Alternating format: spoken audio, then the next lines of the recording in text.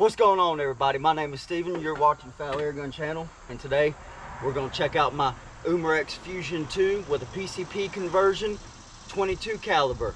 But wait, there's more.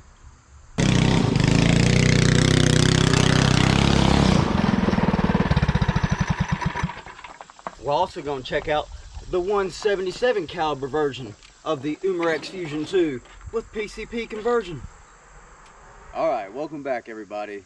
I have still steadily been busy working with these air guns, guys, and this is the little project I've been stuck on. For some reason, I have just gotten to this infatuation over these Umarex Fusion 2s over the past few weeks. And guys, I just got to tell you, it's been a good investment. It's been a very cheap investment, and that's what we're going to talk about a little bit. We're going to get back to the bench. We're going to shoot us a group out here at 40 yards. We're going to talk about my Umarex Fusion 2 in 22 caliber. Yes, it is threaded for 1/2 UNF. Has the Donnie FL Tatsu there. We are going to fill to about 2300 PSI. And we're going to talk about this Umarex Fusion a little bit. Let's get back here to the bench.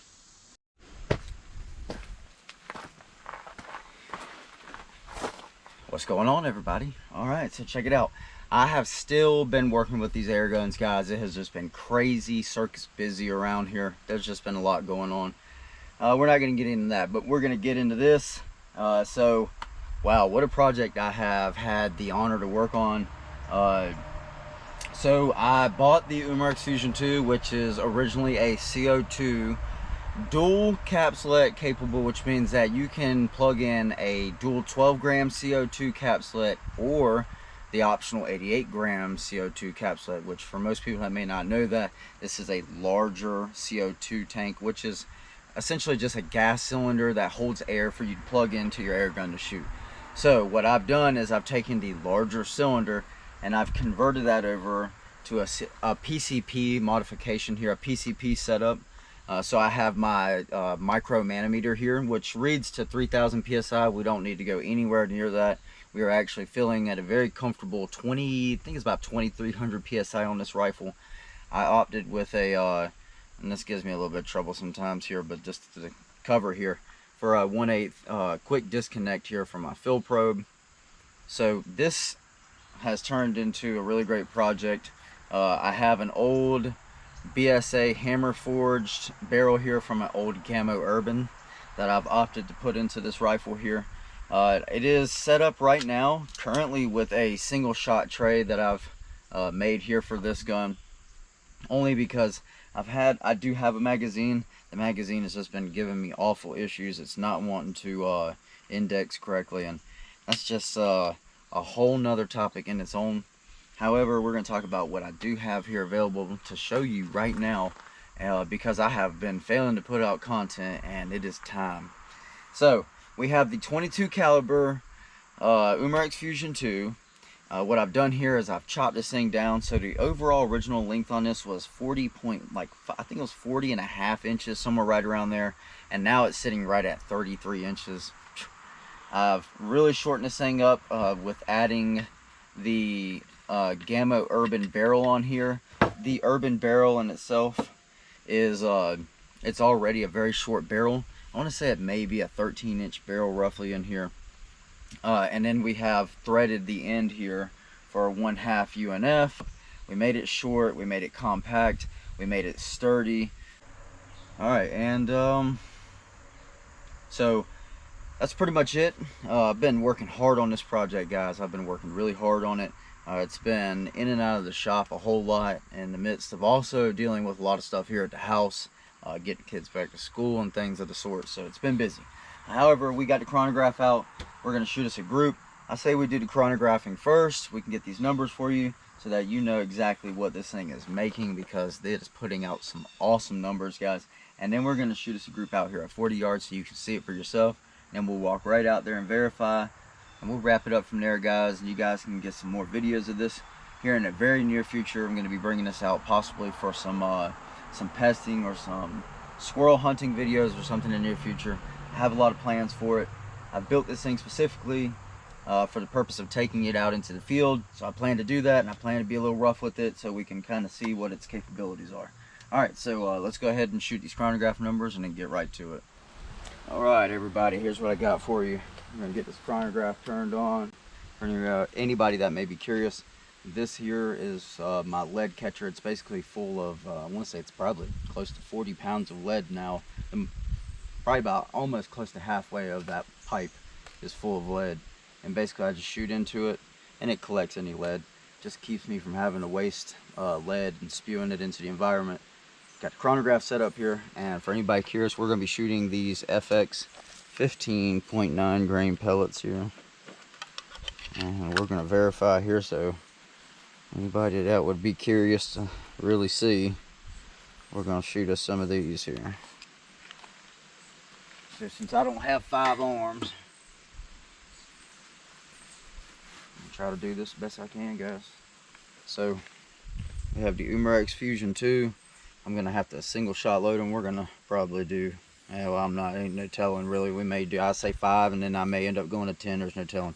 But there you go. We're right at about 2300 psi roughly. And yeah, so let's go ahead and get us our first pellet here. All right, here we go. First shot. 853. Come on now. See if I could get a hold of them. I never said it would be pretty. 846.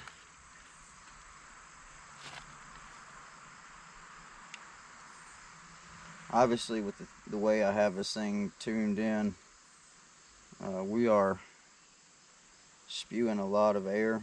We're getting heavy. Geez almighty. Heavy hammer on this. I really was trying to do this 849. Trying to do this for a rifle that was going to have some good power on it. For close distances, light. For doing a little bit of, you know, walking around in the field and what have you. 844. Not sure how many were out there. I think that might have been like shot number 4, maybe 5.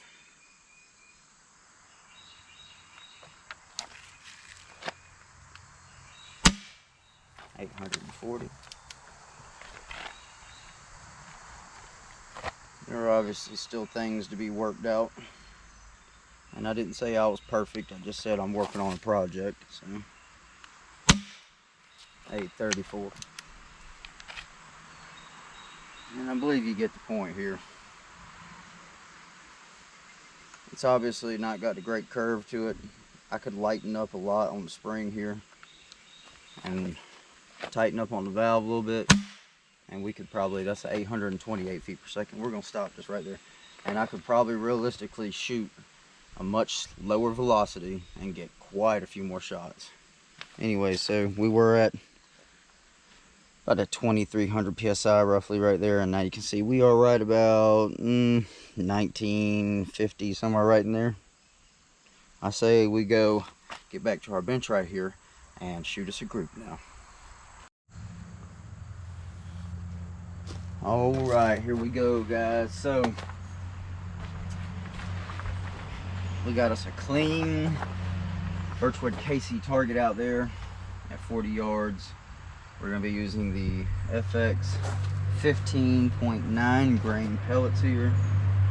And we are also going to, while we're at it, shoot us a group with these JSB. These are 14.35, I believe, yeah, 14.35 grain pellets. So I have to just air right back up here.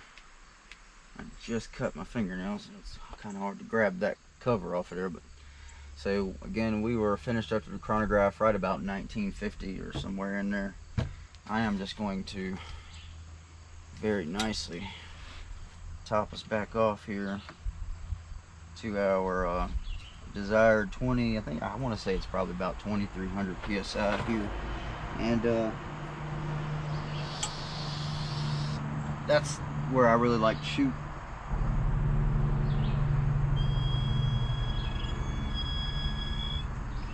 Alrighty. So, aired back up. I'll let you guys see it here. Put my little cover back on. That irritates me every time I have to take it off. Yep, we're good. Just about perfect got it there, and I think I got a little smudge of some grease or something on this lens here. So,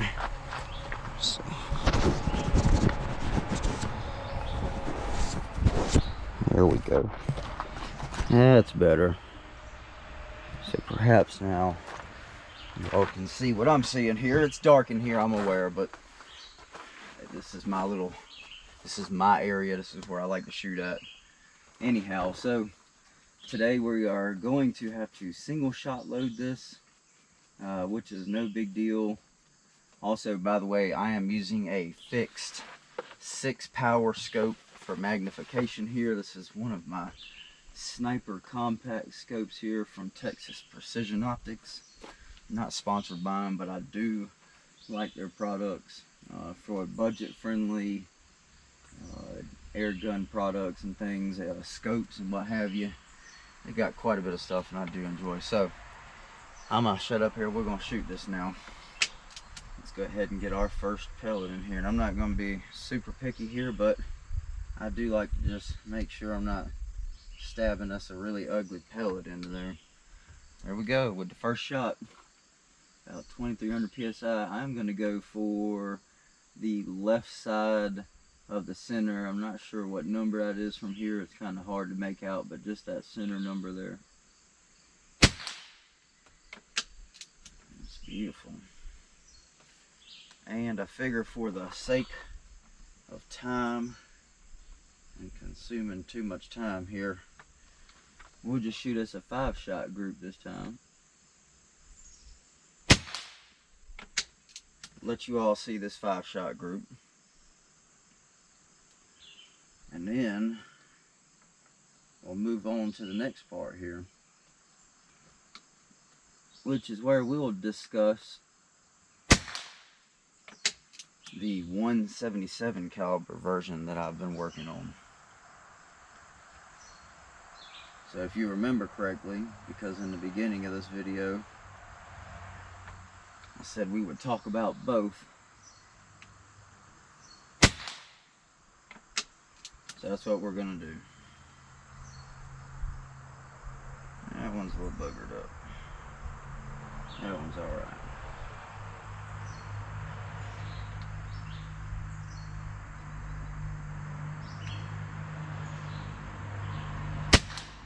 Alright, last shot there. You know, I always feel like 5 is just such an, it's such an odd number. We gotta do at least 6. Pick up sticks. Alright, let's see what we got here. That's fine with me. Alright, again, shooting these FX 15.9 grain pellets. Alright, now that we've aired back up to 2300 psi, we just shot our first group with the FX 15.9 grain pellets. I'm going to shoot you a group now with these JSB 14.35 grain pellets. Again, we're shooting at 40 yards. Let's go ahead and try to knock this group out here. I'm going to do the same thing as we did on the left side of the target, just to the right. So just to the right of center, whatever that middle number is down there on that target. We'll have a look when we're down there. We're just going to use that for our point of aim. So here we go.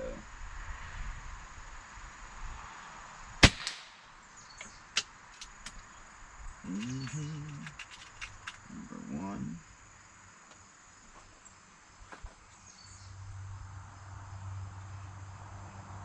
We'll do the same thing like we did on the last go, where we just well, for some reason that one flew incredibly low. It was absolutely terrible.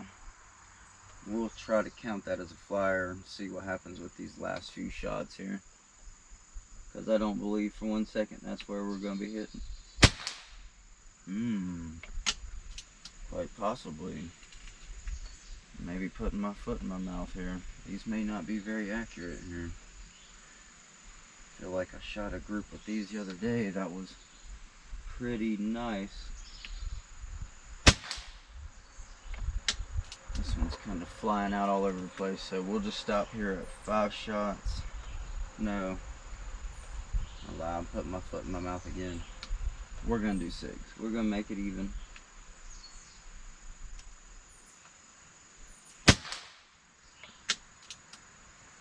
Maybe it just needs a second to kind of let itself in here. Alright, last shot here.